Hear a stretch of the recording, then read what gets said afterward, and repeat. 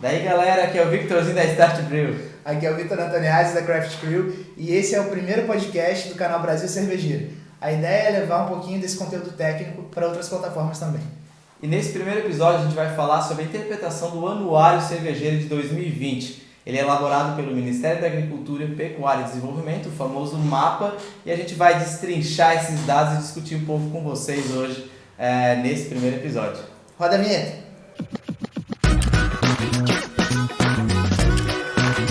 Galera, então quem estiver acompanhando pelo YouTube, já se inscreve no canal, ativa o sininho e quem estiver ouvindo o podcast, esse áudio está disponível nas principais plataformas de podcast. Maravilha! Aproveitando que a vinheta mágica nos trouxe, né? Esse copos de cerveja, a gente vai explicar. Isso que eu ia falar, não vai beber? Beber sem brindar não dá. A gente vai explicar um pouquinho o que é esse anuário, né? Que documento é esse, que dados são esses? O anuário ele é uma reunião de informações do mercado cervejeiro brasileiro. Então o MAPA reúne quantas cervejarias se registraram, em quais estados elas se registraram, em quais cidades. Ele vai subdividindo toda essa estatística nova de mercado, quantas fecharam também, registros de produtos, quantas novas cervejas foram registradas nesse ano, durante o ano de 2020, e aí subdivide quilômetro quadrado por cervejaria, né, o tamanho dos estados, a população, a densidade, né, quantas cervejarias tem para cada número de população dentro de cada estado. Isso é super importante para a gente interpretar como o nosso mercado vai crescer, para que estado, para que região a gente deve prestar mais atenção, para que região a gente deve olhar e pensar assim, aqui talvez não seja o grande momento de investir, aqui a gente tem outros potenciais. E além dos dados do anuário, que a gente vai trazer alguns hoje aqui nesse episódio, eu e o Antoniazzi, a gente fez uma abertura de números. Primeiro passo, a gente criou novas estatísticas de potencial de consumo em cima de quantos litros de cerveja cada estado consome por ano, né? Quantas cervejarias tem nesse estado, então a gente conseguiu tirar um número de qual o potencial de volume a gente tem para cada estado. E também fizemos uma previsão, né? Uma previsão essa aí, é a cereja do bolo. Quase as mães de Nas do universo cervejeiro. A gente fez uma estatística em cima do crescimento atual, do que a gente pode alcançar, baseado em mercados externos, como o mercado americano, por exemplo, que é um mercado que o nosso mercado cervejeiro costuma seguir nos mesmos trilhos. A gente fez uma previsão para até 2045. Isso. Né? Então a gente tem uma ideia de quantas cervejarias a gente vai ter, a gente vai discutir isso aí durante o episódio. Quantas cervejarias a gente vai ter, quantas cervejarias para cada estado, qual o potencial de volume que a gente tem hoje, como isso vai crescer. Então a gente reuniu outros dados que o anuário não trouxe, ou que estão embutidos na conta do anuário não estavam separados, e a gente vai trazer para vocês e criar novas ideias, criar novas soluções também para o nosso mercado. É isso aí. E discutir também o que está sendo apresentado de número, que não bateu a meta. A gente vai falar isso um pouquinho mais para frente nesse episódio. A gente refez essa curva de calibração. Claro que no cenário de pandemia as coisas são um pouco diferentes, né? O estimado Exato. E o atual acabam não coincidindo, mas a gente também já faz aí essa nova previsão para 2025 ser um pouco mais assertivo do que o próprio documento traz como análise. Né? Isso aí. Então, beleza. Traz aí, dá uma puxada, Antoniazzi, no número de registros de estabelecimentos aí desse ano agora, o que a gente tem. Quantas cervejarias tem hoje no Brasil, na realidade, né? Agora a gente bateu, né, em 2020, 1.383 cervejarias registradas.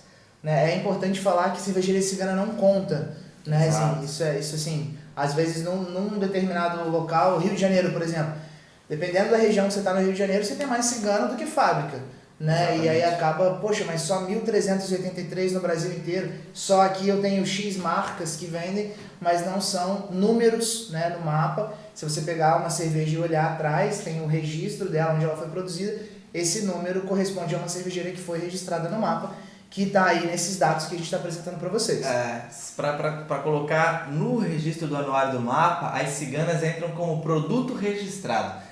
Né? Para quem não sabe o que é uma cervejaria cigana, é uma cervejaria que não tem sua própria estrutura de fábrica, ela aluga, ela terceiriza, ela usa o espaço de uma fábrica já existente para produzir a própria marca. A gente chama isso de cerveja cigana, ou cervejarias de contrato, cervejarias terceirizadas. A gente não vai aprofundar tanto aqui, porque para falar só de cerveja cigana, né, Antônio? Dá outro episódio. Dá um episódio enorme, a gente vai falar sobre isso, tem bom material também para trazer sobre o que vale a pena no mercado cigano, né? Como o que a gente indica, o que a gente interpreta, como está o mercado agora pós-pandemia, né? Se encaminhando para uma pós-pandemia para o mercado ciganos, mas é outro passo, outro episódio que a gente vai conseguir discutir aí nas próximas semanas. Perfeito. Aproveitando o gancho, então, o Zinho me perguntou dos números, é legal também de comparar o que era do ano anterior para o ano de análise desse documento, né? Então, os dados apresentados são os seguintes. Em 2019, 1.209. 2020, 1.383. E aí tem um detalhe. A gente teve a abertura de 204 novas cervejarias, né, registradas, mas 30 cancelaram o registro. Então isso também é legal para a gente entender o que está sendo aberto e o que está sendo cancelado, né? Às vezes a cervejaria que não está mais em operação, né? Isso tudo é bom também para a gente acompanhar se o mercado está aquecendo, se está ficando mais morno. E aí jogando nesse número a gente percebe que mesmo num ano de pandemia a gente teve um número super positivo, né, de abertura de cervejarias, né? Ele ultrapassou o número de cervejarias canceladas e trouxe aí um crescimento de 14,4%. Se a gente for analisar quais mercados cresceram na pandemia, né, nessa estatística, né, com esses números ou com números maiores, só o mercado de saúde, né, obviamente ia crescer e cresceu com a pandemia, né, era uma exigência, foi um mercado que foi exigido durante a pandemia, mas todos os outros setores, lazer, hotelaria, turismo de modo geral, esses setores não cresceram, eles foram interrompidos, né, inclusive durante esse momento de pandemia. E visto que cerveja de um modo geral é um lazer, é algo que não é uma necessidade, pode ser, né? A gente considera às vezes uma necessidade, né, para a nossa vida, ela não é a última coisa a ser cortada no orçamento de alguém ou no momento de crise, no momento de pandemia. A gente sabe que a cerveja do dia a dia dá lugar para a comida do dia a dia, para as contas, para a luz, para a água, para a escola, para os remédios, para tudo que a gente precisa. As outras prioridades acabam prevalecendo. E se tratando, inclusive, de cervejaria, a gente está falando de um mercado muito nichado. A gente está falando de registros de fábrica, mas a grande maioria desses números que a gente está apresentando corresponde ao mercado das micros. Exatamente. Né? Então, é uma cerveja que te entrega muita coisa, mas ao mesmo tempo ela te custa um pouco mais. Seguindo a linha de raciocínio do Zin, em teoria seria talvez um dos primeiros cortes ali, mas o crescimento foi de 14,4%. Exato. Dentro desses números novos aí, dessas 170 e tantas cervejarias que abriram, né, durante esse ano, a gente sabe que 2, 3 no máximo são de macro cervejarias, outras cervejarias que atingem centenas de milhares de litros por mês. A maioria realmente está trilhando abaixo dos 10 mil litros por mês. Então a gente sabe que são micro fábricas realmente que foram abertas. O que não é ruim a gente enxergar, então assim, a gente percebe que é um nicho que, apesar de ser mega específico, que trabalhar com um consumo bem segmentado, ainda assim tem espaço para novas marcas, e que por menores que sejam essas novas fábricas, ainda existe essa boa visão, esse bom potencial de, poxa, dá para começar mesmo pequeno, porque o mercado está aceitando bem. Você não tem a necessidade de criar uma mega empresa de uma vez, logo de cara, para poder se inserir no mercado. Então, o mercado ainda está aberto para receber pequenos negócios que dão investimentos, que iniciam com seus investimentos de passo a passo. Exatamente. E é legal a gente olhar para esse documento, né? Logo no início da análise a gente já percebe também essa segmentação por município. Então, é uma boa dica para quem quer começar, né, a investir nesse mercado de cerveja de uma maneira geral, até para entender se o mercado já está saturado ou não. É uma outra coisa que a gente vai discutir, né? O mapa ele traz algumas previsões que eles classificam como pessimistas, mas na verdade, comparando com o cenário americano, seria muito otimista até para o Brasil chegar nesse nível ao longo de 10, 15, 20 anos. Né? A gente também vai trazer um pouco mais para a realidade esses números, mas é legal a gente ver que, por exemplo, Porto Alegre, em 2020, tem 40 cervejarias registradas lá, né? No ano anterior 39, então crescimento ali de uma cervejaria registrada ao longo desse ano, de 2019 para 2020. Se a gente for olhar Caxias do Sul, por exemplo, tinha 20 e tem 19, então praticamente se estabilizou, veio de uma crescente de 11, 14, 19, 9, 16, 20, 19. Exato. Então é um mercado que já está se consolidando com as fábricas de lá. Na contramão de tudo isso, a gente tem Sorocaba, em 2017 tinha uma cervejaria, cresceu para 10 em um ano, em 2018 10, 17 e 18. Então dá para ver também que certos lugares o crescimento uma curva de crescimento bem alta. E aí o que a gente pode concluir com isso, tirar de opinião? A gente ainda está com todos os dados muito frescos, muito novos, a estatística está muito aberta. É difícil você criar uma curva de crescimento, né? Quando a gente fala de curva, aquela linha bem certinha no gráfico você vê crescendo assim, não. Como é que estão os gráficos hoje em cervejarias, né? Nas aberturas, nos estados? Alguns estados estão com gráficos crescendo nessa curva, como ele comentou, o Rio Grande do Sul, Caxias do Sul, cidades, né? Ali com uma linha bem certinha já, porque já são estados ou cidades que já possuem um bom número de micro cervejarias instaladas. Agora você pega locais que ainda tem poucas, você vê uma disparada para cada ano. Sobe o ano, mantém, sobe mais uma, então ainda é difícil você criar uma curva completa para o país inteiro. Por isso que a gente, hoje nas nossas subdivisões, até na discussão, o próprio anuário do mapa já subdivide isso por estado, porque a gente não consegue fazer um número exato para o país. Primeiro, somos um país enorme, né? Então a gente tem estados que são maiores que países cervejeiros na Europa, então a gente tem que ter a consciência de que cada estado aqui no Brasil pode representar um país inteiro. Com culturas diferentes, né? Perfil de consumo diferente. Exato, estilos que podem ser mais vendidos ou menos em alguns lugares. Cultura culinária totalmente diferente, a gente sabe da diferença de gastronomia que a gente tem de ponta a ponta no país. Isso tudo vai sim influenciar. Temperatura, né? A gente tem estados que atingem temperaturas negativas no inverno e outros estados que se mantêm sempre acima dos 25, 30 graus, que recebem muitos turistas, outras áreas que são mais frias que também recebem turistas, né? Outras áreas que tem muita cervejaria com um consumo local forte e pouco consumo turístico. Então tudo isso tem que ser desmembrado, né? Um pouco da nossa ideia de hoje foi desmembrar esses dados e trazer um pouco mais para cada região, trazer os destaques. Olha só, esses estados aqui têm um bom potencial, tem destaque já no consumo atual, né? Então tem muito que se discutir, a informação é muito fresca ainda, a estatística é muito nova e a gente tem que estudar ano a ano, né? A gente vai ter dados concretos talvez daqui a 5, 10 anos. Toda a variação que a gente tem hoje representa o potencial, né, de mudar, de conseguir tocar esse gráfico de uma maneira muito agressiva, né? A gente teve aqui interpretações do anuário que bateram 1.700% crescimento médio. Foi em Sorocaba, que em 3 anos, 4 anos, saiu de 1 para 18. Realmente isso, né, a sensibilidade é completamente diferente. Se a gente comparar com Santa Catarina e Rio Grande do Sul de uma maneira geral. E já pegando esse gancho de entender o crescimento super diferente, a concentração de cervejarias, 85% das cervejarias do país estão no Sul e no Sudeste. O que a gente pode tirar como conclusão disso? Sul e Sudeste tem um potencial de consumo maior? Tem.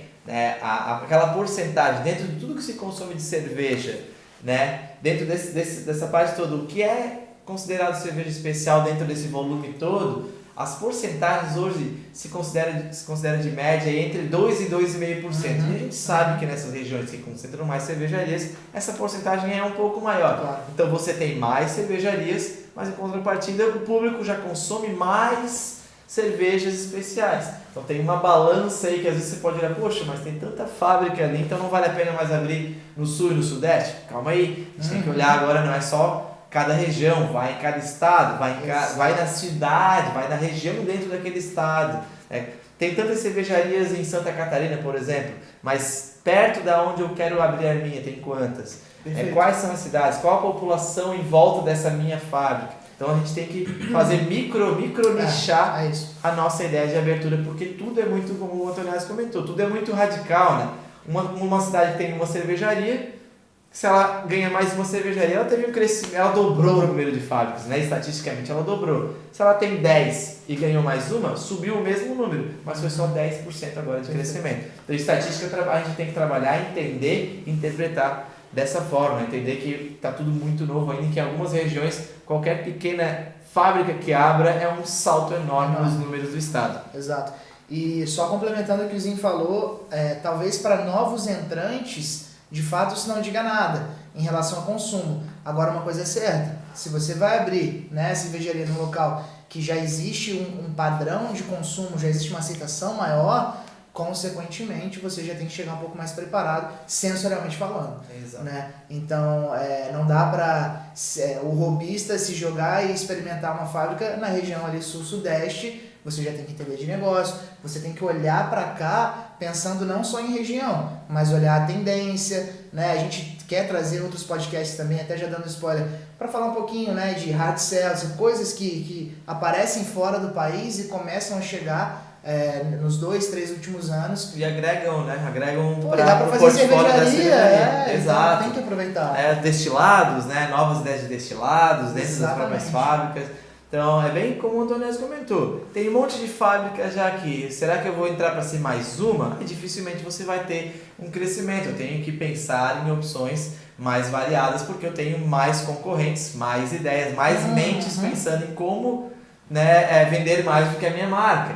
Agora, eu vou para regiões com menos concorrência, menos fábricas instaladas, eu posso pensar em começar com estratégias mais básicas, mais conservadoras, né? Até porque esse provavelmente vai ser o perfil de consumo daquela região. Exato, né? Não adianta você querer entrar com uma milkshake pastry stout com frutas refermentadas num local que mal foi apresentado ainda. Uma boa Pilsen, né? O público, aquela região inteira nunca viu uma micro cervejaria, sempre recebeu as marcas de grande massa, né? Que não tem nada de errado, são só que é o padrão que sempre foi recebido. Exato. E você chega chamando de cerveja uma cerveja escura, mais amarga, com gosto de chocolate e um dulçor diferente, tem lactose, tem frutas. Como que bota fruta numa cerveja? Isso é uma caipirinha de cerveja? Então assim, se eu chegar com essa pegada inteira num público mais cru, que não está pronto para isso, que não está preparado, ou que não viu ainda isso acontecer, Exato. Talvez você tenha até mais dificuldade do que se entrasse num mercado cheio de concorrência. Então entender aonde você está pisando, entender onde você está colocando o pé do seu negócio é super importante. De nada adianta eu pegar, o anuário me explicou aqui para mim que o estado que tem menos fábricas é esse, então é lá que eu vou montar e vou ganhar muito dinheiro sozinho porque não tem ninguém concorrendo. Não. Dependendo da sua abordagem de entrada, você pode dar um tiro no próprio pé e perder, né? Ou deixar a cerveja escorrer pelo ralo. Não deixar isso acontecer. Exato. Não deixar isso acontecer. Não, mas bacana. Dá pra gente depois entrar um pouquinho mais no detalhe aqui, Vitor, na questão de densidade, né? Densidade de talvez quantos habitantes por cervejaria. Isso é legal também a gente conversar, né? Santa Catarina tem 41.443 habitantes por cervejaria. Aí você, peraí, deixa eu me balizar. Minas consome bastante cerveja. Então vamos olhar Minas Gerais. 119.622 habitantes por cervejaria. A gente tem que começar a olhar também o seguinte. Tem mais cervejaria ou tem mais habitante? Porque a gente está trabalhando com duas variáveis. Então o legal dessa conta é você entender que certos lugares como Minas Gerais tem bastante espaço ainda para entrar. Tem quase 120 mil habitantes para cada cervejaria. Exato. E outros o número já é mais apertadinho, como Santa Catarina, tem 41.443. Rio Grande do Sul, 44.275. Né? O próprio Rio de Janeiro também está bastante interessante para a entrada, né, de pessoas aí com ideias de empreendimento. E aí a gente entra num questionamento. Então, tem poucas pessoas por cervejaria em Santa Catarina, logo eu não vou montar lá porque tem pouca gente para minha fábrica. A gente tem que pensar também no quantidade de litros consumidos de cerveja por ano naquele estado.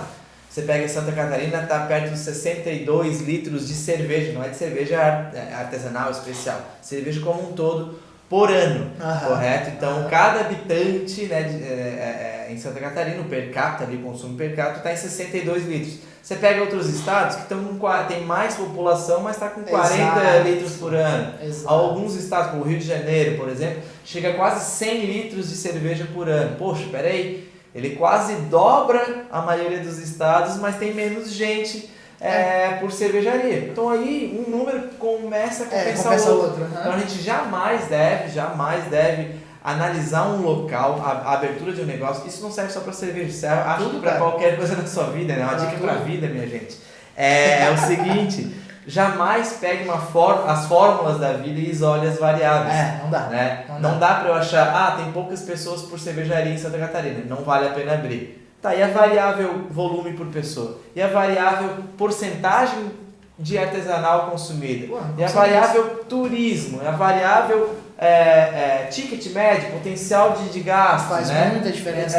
O salário médio daquela região. Isso tudo são variáveis que vão fazer diferença no consumo final, até na abordagem, até na abertura do seu negócio, fazendo o seu plano financeiro para uma fábrica, tem que absorver, tem que ter dentro essas variáveis. Então não isolem variáveis da vida, né? Principalmente não isolem variáveis do seu negócio, porque isso pode ser a grande chave do sucesso ou do fracasso, né? Dependendo de como você trabalhar essas formas. Então calculem tudo, prestem atenção em todos os dados, não isolem os dados do anuário. O que a gente fez aqui, além de não isolar, o que o Antônio e eu fizemos foi expandir esses dados, abrir o leque, né? O que tem por trás desse 41.443, né? Que mais a gente pode extrair e puxar para dentro das informações dentro de uma cervejaria? Exatamente. Uma das coisas legais para a gente conversar é o registro de produto. Exato. Né? Que também, aí sim a gente começa a incluir os ciganos nessa conta, pegando o gancho do Zin. O cigano, como ele vai terceirizar essa produção, ele precisa fabricar numa cervejaria que tenha o registro do mapa.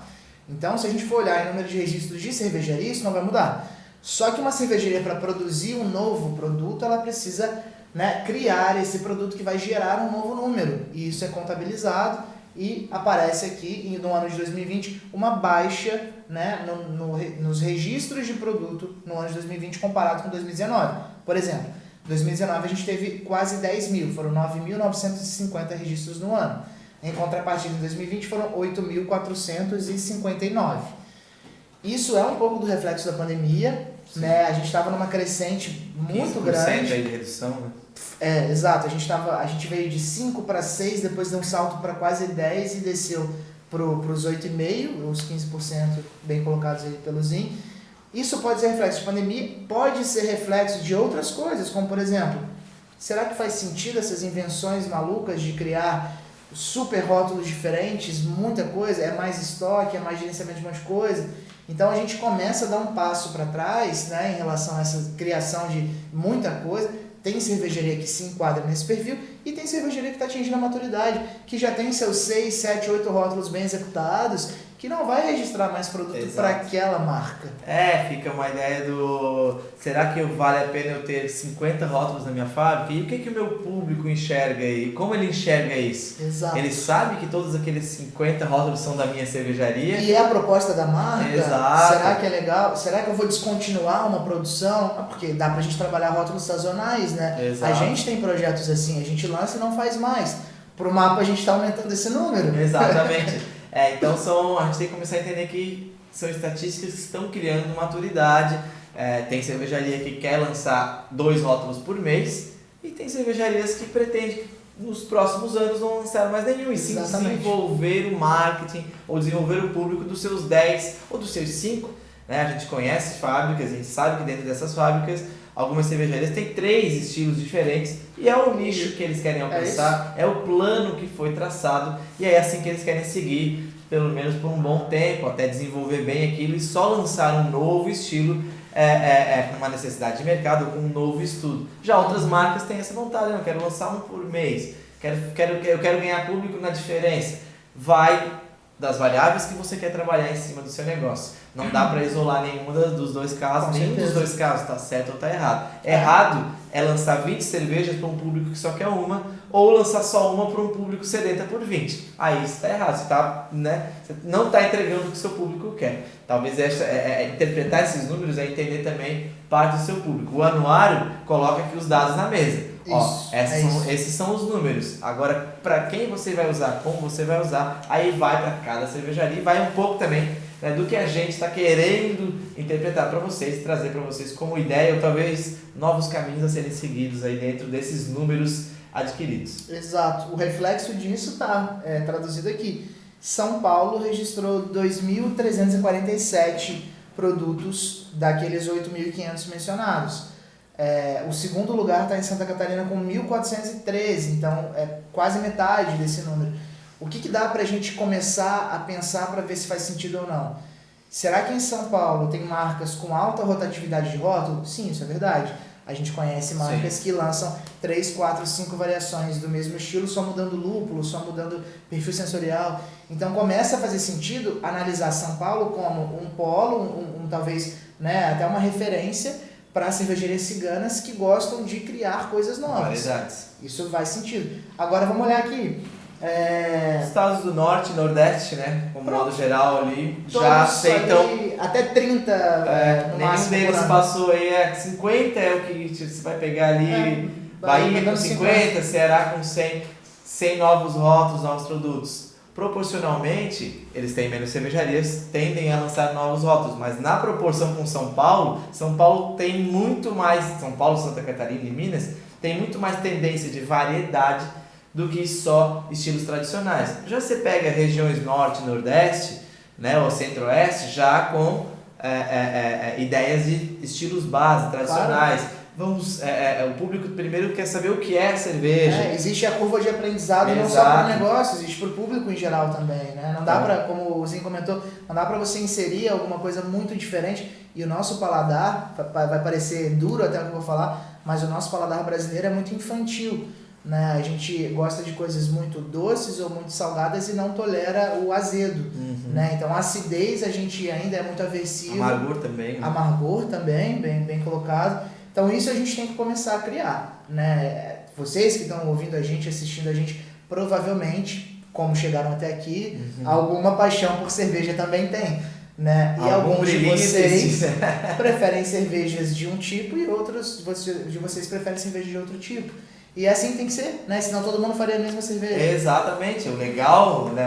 O mais legal disso tudo não é você... A gente tem os estilos base, uma referência, um manual mundial para seguir. Mas o mais legal disso tudo é que cada cervejaria pode criar a sua interpretação daquele estilo, né? Ou escolher dentro dos 130, 140 estilos diferentes que a gente tem no mercado, nesse manual internacional. Não, eu acho que dentro desses 120, 130, essa fatia aqui é a que eu vou encaixar no meu mercado. Isso se descobre como? Entendendo a culinária local, a gastronomia local, né, os gostos locais, o potencial, né, a capacidade financeira daquele local também. Não adianta eu criar cervejas caríssimas, com ingredientes caríssimos, para um público que ainda não aceita pagar um valor muito maior do que está acostumado a pagar com as cervejas de massa. Não adianta você querer empurrar a goela abaixo. Né? O público não vai aceitar. E por mais que você tente explicar e consiga explicar, mas eu estou entregando mais qualidade. Existe um ponto até que a gente aceita pagar por mais qualidade e dali para frente tá. Até aqui eu aceito pagar um pouco mais caro pela sua cerveja melhor, mas ela está muito acima do que eu consigo alcançar. Então eu vou deixar para uma próxima ou vou aprender mais. É a mesma ideia. Não sou um especialista em vinho. Eu ia falar isso agora. Se a gente trouxer uma garrafa de 30 mil reais e botar nessa mesa, pode ser que eu goste. Mas será que eu extraí os 30 mil reais daquele vinho, aquela qualidade toda? Talvez eu não pegue um tanino diferenciado, ou um aroma, um sabor diferenciado que aquele vinho traz daquela região, daquele terroir, que eu não conheço, não tenho talvez experiência para absorver aquilo. Então basicamente eu passei batido num vinho de 30 mil reais. E aí, Vitor, você coração, hein?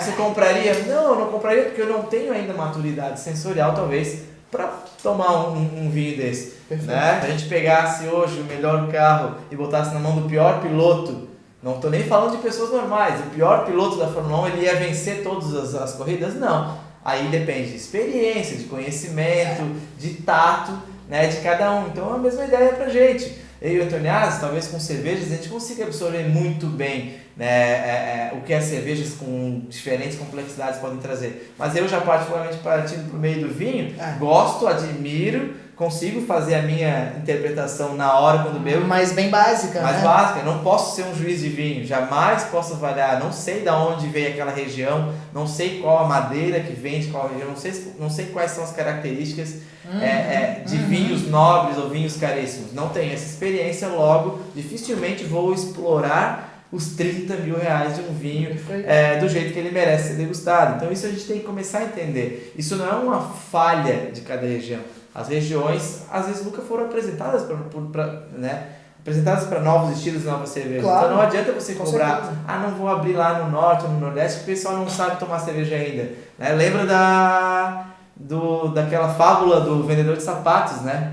Que tira... Conta aí, não tô ligado nessa. O vendedor de sapatos, 2 vendedores foram para um país, né, para tentar vender seus sapatos, e aí um deles chegou lá e ligou para a gerência, para a fábrica: olha, a gente não vai vender sapato nenhum aqui nesse país. Mas por que não vai vender? Ninguém usa sapato nesse país, está todo mundo descalço. E aí o outro vendedor, né, que estava lá também, fazendo a mesma experiência, ligou para a empresa: a gente vai ficar milionário porque ninguém usa sapato, a gente vai vender para o país inteiro, está todo mundo descalço. Então é mais ou menos essa ideia. Esse tipo de Pensem como vendedor que enxerga o potencial na região. Então, se ninguém sabe sobre cerveja, seja você a pessoa que vai ensinar cervejas. Porque lá na memória daquelas pessoas vai ficar: poxa, aquela cervejaria que me inseriu. Isso, vai virar referência. E quando elas tomarem uma cerveja diferente ou tão boa quanto a sua, elas vão falar o quê? Nossa, essa aqui é bem parecida com aquela primeira que eu tomei. Vocês viram uma referência na mente daquela pessoa. Isso é muito importante para fixar. Né? A gente não compara refrigerante com a marca principal, a gente não compara a cerveja com a marca principal. Nossa, isso aqui tá igual àquele refrigerante que eu sempre tomei. É isso, você virou referência. E todo mundo pensou no nome que ele falou aqui, eu né? tenho certeza que todo mundo pensou naquele nome com C, rótulo vermelho, letras brancas, né? Então assim, eu falei isso sem dizer a marca, todo mundo já lembrou. Por quê? Porque ela é a referência. Então sejam vocês a referência nesses novos mercados. Então, olha o tamanho do país, o tamanho dessas regiões, a população que essas regiões têm para receberem a explicação de vocês. Então aproveitem, né? Não fiquem pensando que vale a pena investir só no mercado que já sabe. O mercado que não sabe é um potencial enorme para se alcançar. Exatamente.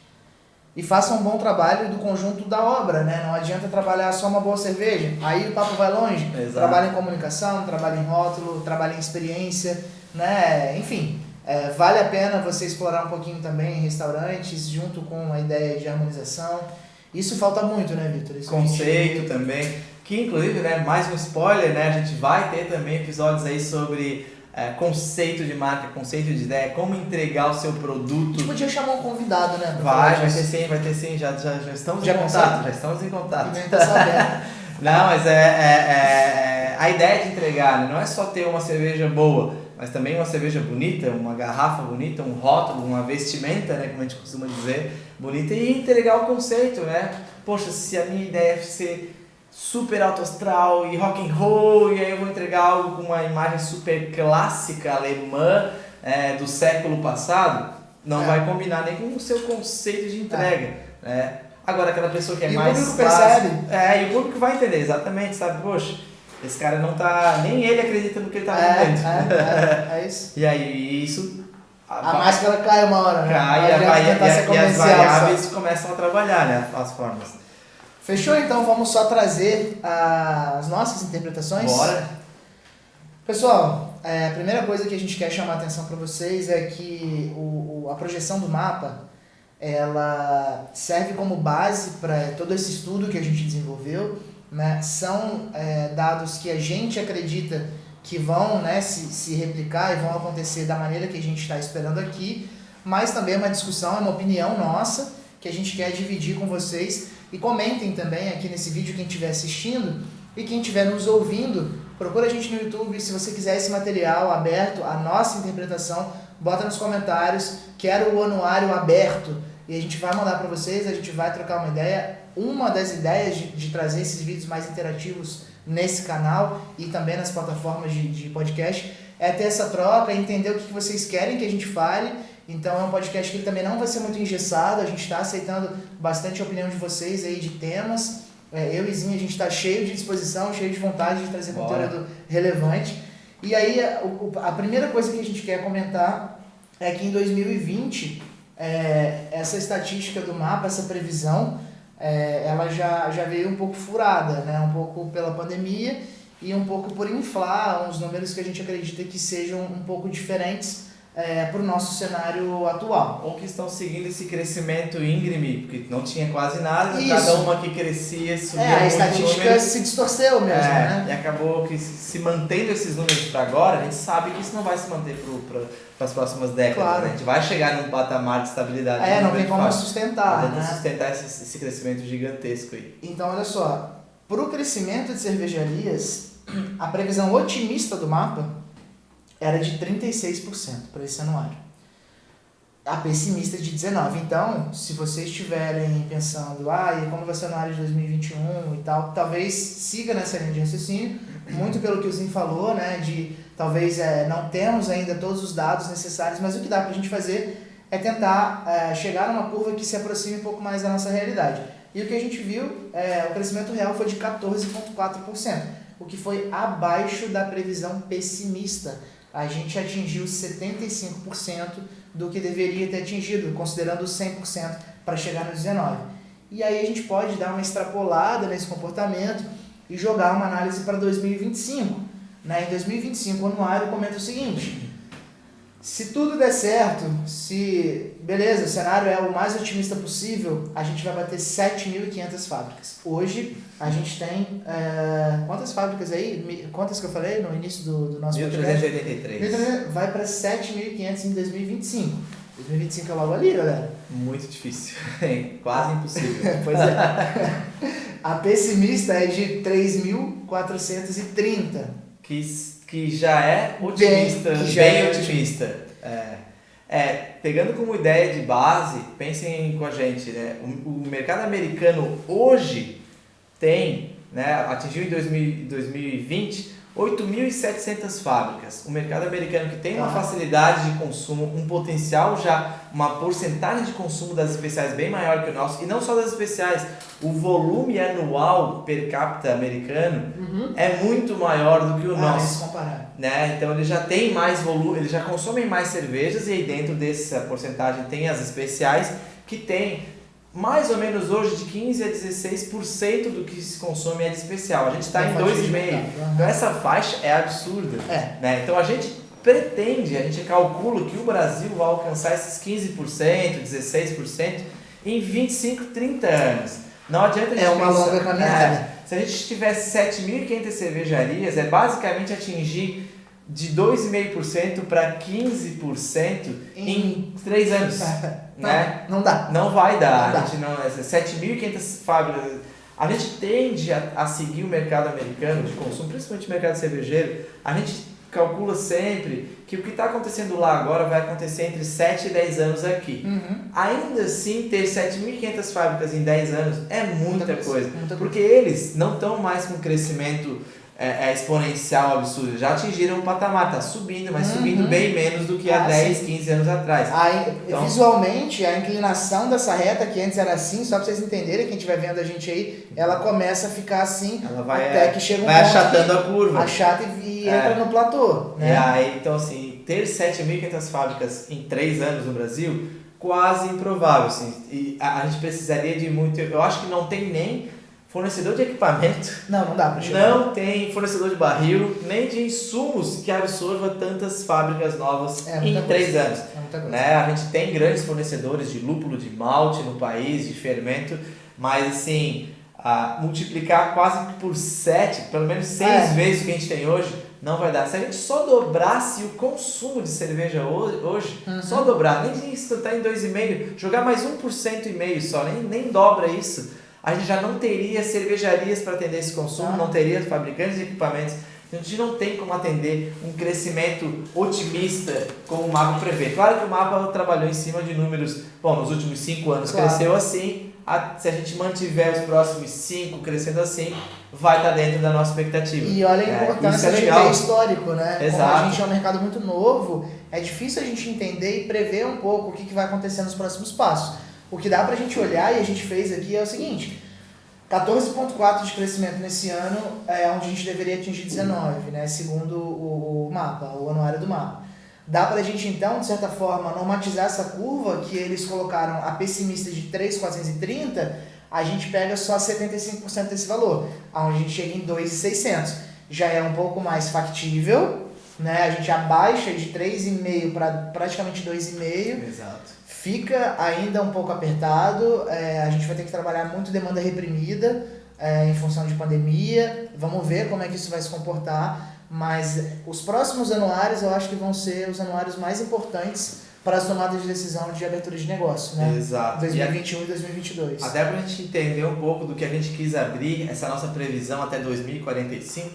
Em 2045 a gente calculou aqui, seguindo um crescimento orgânico e não pessimista, sustentável, mas sustentável, né? Entendendo que o mercado todo tem que crescer, não é só o número de fábricas que tem que crescer. Toda a cadeia de fornecimento, de matéria-prima, de compra, de vendas, até de atendimento, de funcionários também, né? Hoje, tem que treinar essa galera toda. Exato, também. A gente já tem dificuldade hoje com as 1.380 de encontrar profissionais técnicos para a área qualificados. Está faltando cervejeiro no mercado, está faltando vendedor de cerveja no mercado, gestor de cervejaria está faltando. Então, você imagina se em 5 anos a gente multiplicar por 6 esse número. Não vai fazer sentido. Não vai. Em algum momento a gente vai quebrar, vai esbarrar numa barreira bem dura que não vai deixar esse crescimento acontecer. Então, na nossa previsão é que em 2045 a gente atinja entre 5.500 e 6.500 cervejarias. Isso é uma previsão de crescimento. E foi mais ou menos assim que o mercado americano cresceu. O mercado americano não tem 5 anos, ele não atingiu de 1.000 para 8.000 nesses últimos 5 anos.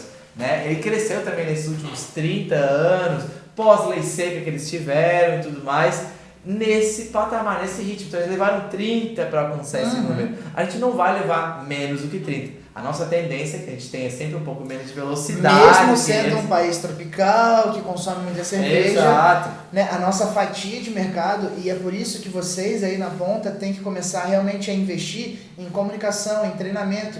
A gente só vai conseguir converter essa população, essa fatia de mercado, para o segmento artesanal, para o segmento craft, se a gente, de certa forma, educar o público que consome.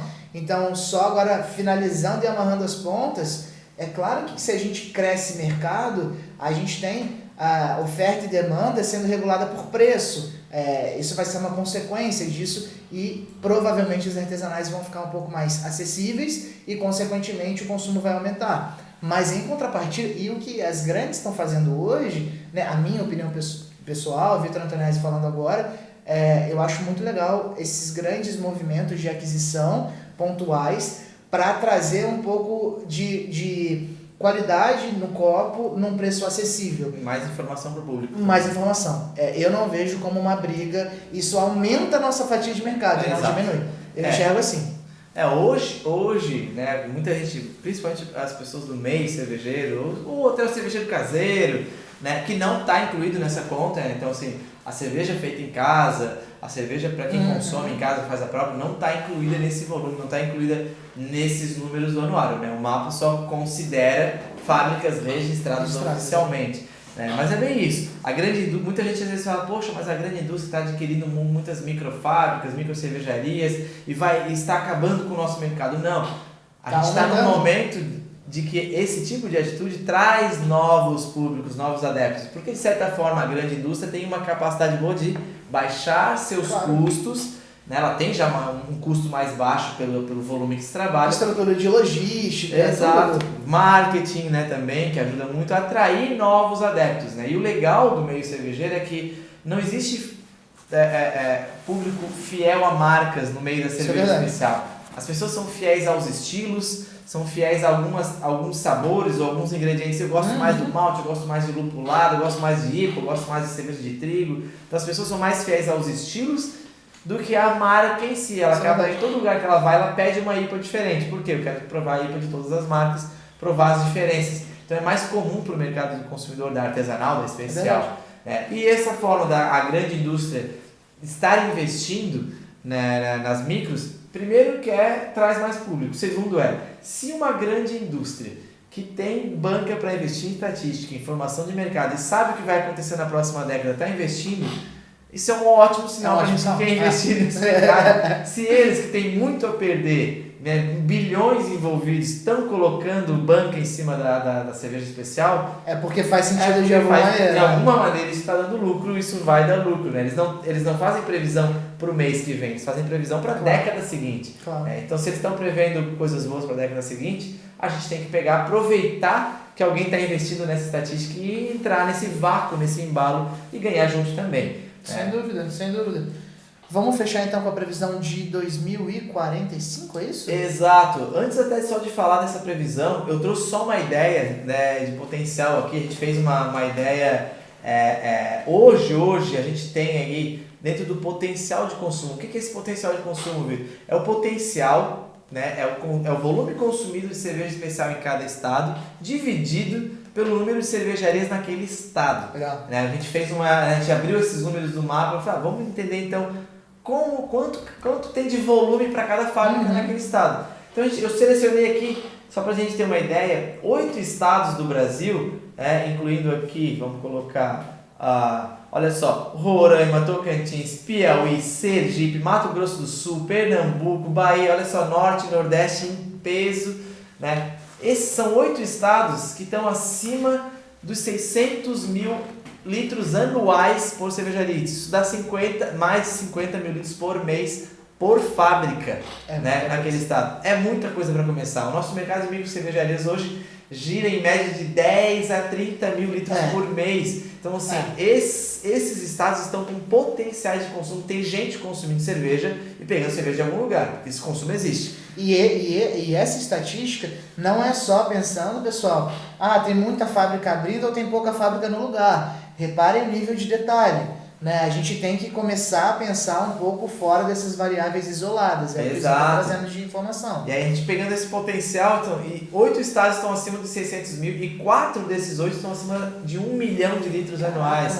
Então, assim, tem estado aqui que já bate mais de 100 mil litros por mês por cervejaria. Aí você vai nos estados e dá uma olhada, quantos litros vocês estão vendendo? 30, 40, 50, 20... Tá, mas você tem 100 mil para cada cervejaria. Tá sobrando? Tá sobrando cerveja. Alguém tá vendendo Alguém isso. Tá vendendo para eles. Aí é uma cervejaria de outro estado, ou as pessoas estão comprando cerveja importada. Mas acontece aí muito. que tá, porque o consumo ele existe. E aí quem tá ganhando é o importador, é o cara que é o vizinho. As cervejarias de outros estados que estão conseguindo vender. Em algum lugar está sendo vendido, não está sendo para quem está produzindo naquele estado. Então olha o potencial de abertura. E aí a gente vai para o lado oposto, né? Poxa, então se for olhar aqui a região sul, né? Os 3 estados que têm menos potencial de consumo são Santa Catarina, Rio Grande do Sul e Paraná. Aí você vai olhar, poxa, mas são 3 dos estados que mais têm cervejarias. Né? E aí a gente está aqui, a gente não está considerando nessa conta turismo.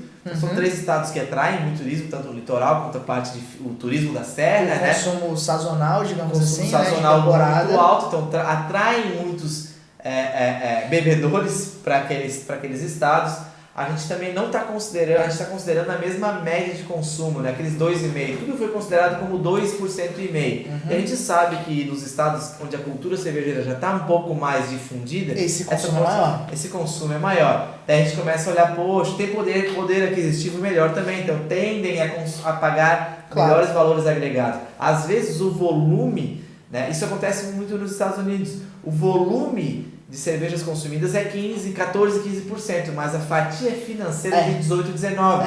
Por quê? A cerveja artesanal cobra mais por litro. Claro. Logo, a fatia da grana está mais na mão das micro cervejarias. Essa análise é até mais interessante, né, para quem está buscando investimento. Exato. E aí você pega os estados, esse estado tem menos potencial por litro para minha fábrica. Poxa, o potencial está em 10 mil litros por mês só, eu queria montar uma fábrica de 50 aqui, mas dei uma olhada, a fatia financeira também. essa fatia financeira é mais alta nesses estados, Faz muito porque sentido. se investe mais. Como a cultura cervejeira está melhor difundida, as pessoas aceitam pagar mais Claro. por mês. Então, às vezes, uma cervejaria de 10 mil litros está tendo o mesmo faturamento de uma de 30, 40 mil litros, dependendo do que está vendendo.